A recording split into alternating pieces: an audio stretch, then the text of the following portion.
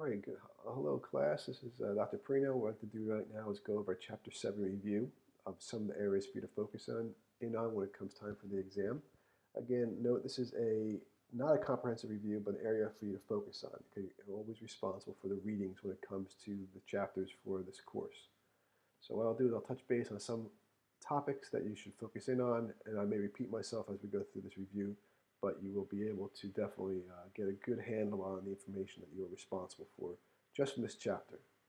Your next exam, Exam 2, is going to contain 3 chapters, 7, 8, and 9. So let's go ahead and start with Chapter 7. Some areas to focus in on would be types of bone infections like osteomyelitis, or maybe looking at the concepts of, hey, if I have a bone infection, and I have an increase in osteoblasts, what could be causing it? Or if I have a decrease in or an increase in osteoclasts, sometimes bacteria will go ahead and they'll cause infections, or that's what's going to be caused from the infection. So bone infections. Calcium homeostasis, all hormones involved are going from calcitonin to parathyroid hormone to vitamin D, calcitriol. Okay, so you should be familiar with anything that has to do with calcium homeostasis, and how the book does go over some concepts of, they show you charts.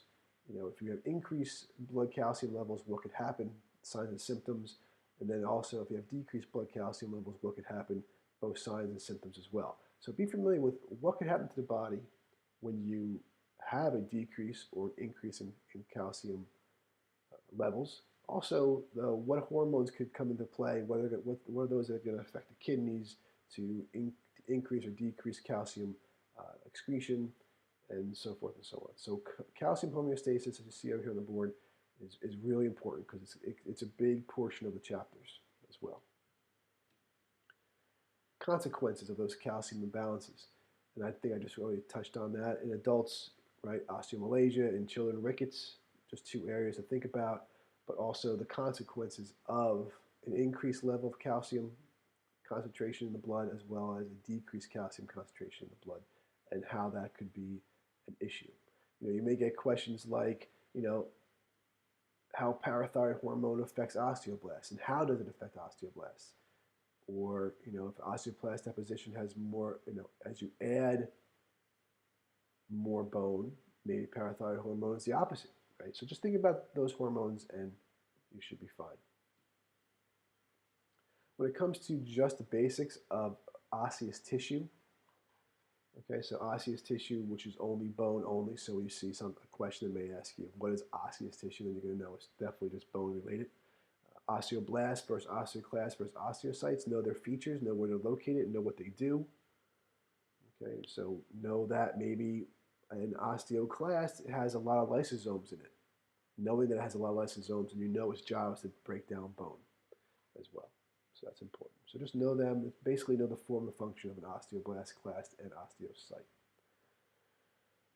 Bone fractures, pretty straightforward, right? The book goes over a bunch of bone fractures, so make sure you look at all the different types of bone fractures. Maybe, the Salter-Harris type with the epiphysis as well as metaphysis fracture. Those are pretty good, something to touch upon as well. When it comes to a displaced fracture, complete fracture, an avulsion fracture, an open fracture, spiral fracture, green stick fracture, so forth and so on. Basically, I think you get the idea. It's important that you understand different types of fractures. Again, I'm just going over the exam right here. All right. Bone development. When it comes to bone development, you should be familiar with the idea of, okay, we have bone development, we have bone growth. And I'm going to get a little more specific as we get through this review, because I have some more to talk about. But when it comes to bone development, just think about the concepts of different types of bone growth, okay, and what affects bone development. Again, calcium, no calcium, matrix versus non-matrix, which I'm going to go over right now in a second. So bone matrix, organic versus inorganic. Sorry that my screen is in the way, but it says hydroxyapatite, collagen, glycoproteins, right? You should be familiar with the concepts of all bone matrix, both organic and inorganic, be it the chondroitin sulfates, the glycoproteins, the proteoglycans, hydroxyapatite, apatate, however you want to say it. Basically, when we look at bone matrix, right, you need to have a balance. It needs to be enough 70% versus 30%. You need to have enough rigidity plus enough elasticity for the bones to be functionally um, capable of doing their job, right? So if you have rickets, obviously we're lacking the rigidity part because the child can't absorb calcium due to lack of vitamin D. So the bones are going to bow, they're going to bend, they're going to be soft, but not brittle, right? Because that means they have too much collagen or too much of the organic matrix. They lack in the inorganic, which is the calciums, the phosphates, because they can't absorb calcium, like I said, due to lack of vitamin D. So when it comes to bone matrix, be familiar with the different components of a bone matrix, how that affects the bone development, and how that allows the bones to do their job when the ratio between inorganic and organic is just right. So it's a very slight balance, right? So when it comes to protein fibers of bone matrix, okay, that's collagen. So a little hint there, right? Collagen is one of the major organic components of bone matrix. Moving on, types of bone growth. A little different than bone development, like bone growth, appositional growth, right? What allows the bones to increase in diameter is appositional growth. So like, for example, the epiphyses are going to grow in a little bit of diameter as opposed to diaphysis, which is going to grow in the length. So we have endochondral bone development or bone growth.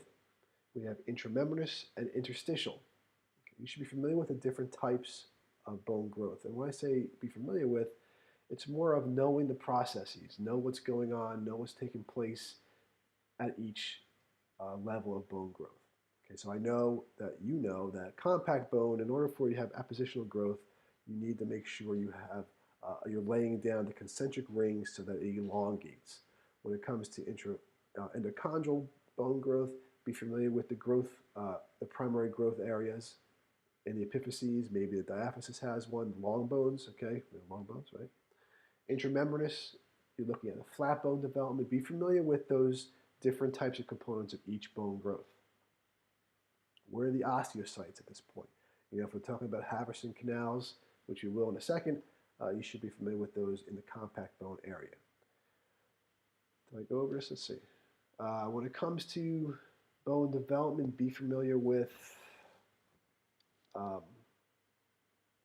can't think right now. We'll get back to it. Different bone types and locations. Again, flat bones, where they're located. Long bones, where they're located. Short bones, patellas, sesamoid bones. Be familiar with all the different types of bones and where they are located. When it comes to bone development, this is what I wanted to I'll tell you about. Anatomy of a long bone. I know it's pretty simple and straightforward, but the book goes over pretty well. The anatomy of a long bone. Know where the epiphyses are, know what the metaphysis is, or the growth plates, aka the growth plate. The diaphysis contains, it's hollow, as you know, because the medullary canal. Understand the periosteum, understand the nutritional input to the bone. Where is yellow marrow versus red marrow in children versus adults? So in childhood, obviously they have more red marrow than yellow. And as we get older, we have the opposite, right? Make sure you know about spongy bone versus compact bone. Know why the epiphyses has spongy bone as compared to the compact bone, which is what surrounds the actual bone itself. Going back to bone growth, if you understand osseoid tissue, and how the formation of osseoid tissue is a stage in intramembranous ossification. Well, so that's kind of an example of how in depth you should study bone growth. So if you look for osteoid tissue, then you're going to develop is a flat bone, usually intramembranous ossification. Know about growth plates when it comes to long bones. Know about growth plates or epiphyseal plates, also known as the metaphysis. Make sure you know that they close at certain ages and that's where you have most of your bone elongation. Okay.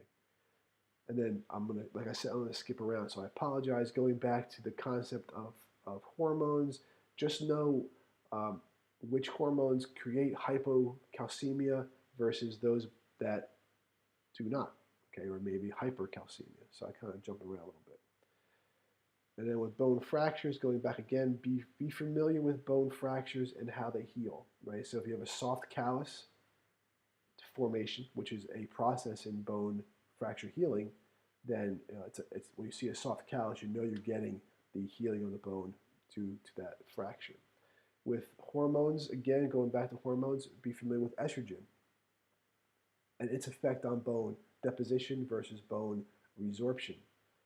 When it comes to osteoblast sites and clasts, be familiar with the concept of bone deposition and bone resorption, those two concepts there. Moving on. Oh, look at that. Physiology of bone deposition versus resorption. And kind of relate that to hormonal activities, which then activate or deactivate osteoblast versus osteoclast. The overall function and development of the skeletal system. We know that the skeletal system does more than hold you up. Okay, its job is to make sure you do other things. So make sure you know about all the functions of the skeletal system. And when it comes to development of the skeletal system, it's pretty much everything I already went over as we go through it. As you went through it. Again, I apologize for the video being in the way, but anatomy and physiology of compact bone, that's what it says. Basically, anatomy and physiology of the Haverson canals. Know pretty much everything there is to know, like what's a caniculi or caniculus, where do osteocytes live, quote unquote live, which is your lacunae. So when I have a video, I know in chapter 7 that goes over the compact bone or the Haverson canal or the Haverson system. So make sure you go through that and understand those as well. Okay. Periosteum, be familiar with that. Fat, know where fat is stored, right? We know fat is stored in the medullary cavity of the long bone. Be familiar with, when it comes to the Haverson system, be familiar with pathways from nutrient foramen. Okay, nutrient foramen in the compact bone to the osteocyte. So you might be asked to have, you might be asked to determine a pathway.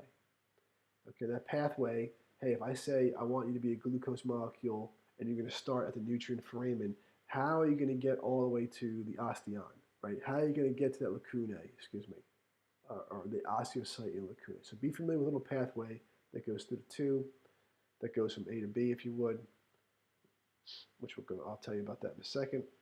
Be familiar with the growth zone. Again, the epiphyseal plate, the metaphysis.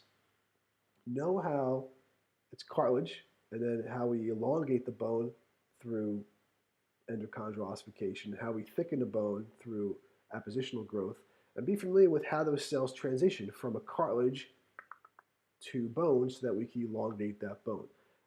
Bone mineralization. How do we go through bone mineralization? Just kind of look that up. You should be fine. Understand the concepts of a bone. Maybe do this in lab. If you haven't done this in lab, it's actually pretty interesting. Right, you put a bone. If you put a bone in vinegar and let it sit, take a chicken bone, put it in vinegar overnight, let it sit for 24, 48 hours.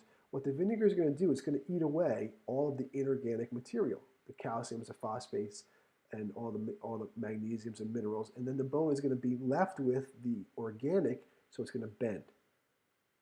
As opposed to if you put it in the oven, right, you're going to slowly dry out all the organic material and just leave the calciums, the phosphates, and magnesium. It's going to be very, very brittle. The bone in vinegar versus the bone in the oven is a great representation of what happens to a child who has rickets versus an adult who has osteomalacia. It also shows a great relationship between, hey, what's going to happen between, the inorganic versus the organic matrix, so that you allow yourself to have that perfect ratio, so you have a strong bone, but yet it gives a little bit under pressure. So make sure you're familiar with that type of concepts. When it comes to this concept of this pathway from nutrient foramen, right? So an example would be, hey, if I'm a glucose molecule, I'm going to start off in the perforating canal, go to the central canal, I'm going to go to the caniculus, to the lacunae,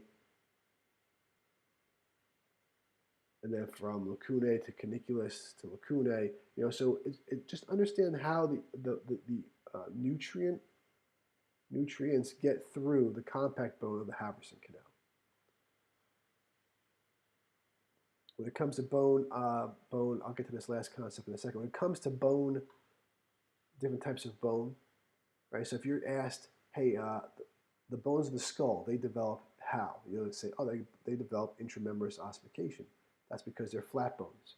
The clavicle is a flat bone, believe it or not. So it's going to develop intramembranous ossification. Whereas some bones, like the femur and the humerus and the tib fib, are going to be interchondral ossification, whereas the irregular bones, like the scapula, is going to be a little bit of both. It's going to have the flat intramembranous part as well as a little bit of the endochondral part as well.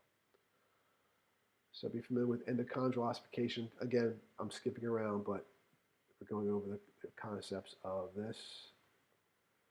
When it comes to bone mineralization, it's important to realize that there are two steps that must occur. Right? The solubility product must be reached and the inhibitors are neutralized. What does that mean? Okay, when you have mineralization, you must have enough calcium that's soluble, which is a soluble product, in order for it to be pulled in to mineralize the bone. And inhibitors need to be neutralized, which means, hey, I can't have osteoclasts activated or lysosomes or perioxysomes activated because I'm not going to be able to pose or deposit that type of calcium. So when you mineralize something, you need two things. The solubility of the product must be reached, as well as the inhibitors are to be neutralized. You should write that down, just in case you see it again. Okay, looks good. Change in blood pH below 7.35 increases activities of osteoclasts. That's very specific. So it's specific from the standpoint of, hey, if we have a change in the blood, this is very important, right? If we change our pH due to some toxicity, if we change our pH due to some type of condition, we're going to change the deposition or resorption of bone in our bodies, causing us to have osteoporosis or some other type of issue. So if you happen to notice a question that says, hey, blood pH below 7.35, it's going to increase activity of osteoclasts, it's going to increase bone resorption, it's going to cause a thinning of the cortex, thinning of the spongy bone first and eventually the cortex, obviously looking at osteoporosis, right? Osteoporosis. Understand, again, hormones. There's a lot of hormone questions on here, right? So, for example, the use of anabolic steroids is going to cause a premature closing of the epiphyseal plate, right? So if you have a child or a high school athlete who's undergoing steroids, right, which they shouldn't, then they could have a premature bone growth closure of those plates, causing them to have a different type, obviously, stunt their growth. So be familiar with the hormones. I really can't stress that enough. Different fractures, Collie fractures versus a Potts fracture versus a comminuted, the green stick. I think I said that already. Understand the concepts of atherosclerosis. And arteriosclerosis. Arteriosclerosis is what's called an ectopic, it's up on the board there, ectopic ossification. You heard of ectopic pregnancies, I'm sure, where the egg and sperm get together, but then the baby develops outside the reproductive system of the female. Maybe the egg didn't make the journey from the fallopian tube to the uterus, so then it got fertilized outside the uterus. Now you have an ectopic pregnancy, outside of something. That's what it means. So arteriosclerosis is a hardening, right, or it's a calcification occurring outside the bones. It's some type of ossification going on outside. Ectopic means outside something. Ossification means calcium deposits or calcification. So we have calcification within, we have ossification going on within the walls of our blood vessels. That's arteriosclerosis. It's also known as an ectopic ossification. Percent of calcium stored in the bones, I'm just going to give you this question. I'm not going to give you the answer, but if you want to, you can email me. You should know that an adult body contains 1,100 grams of calcium.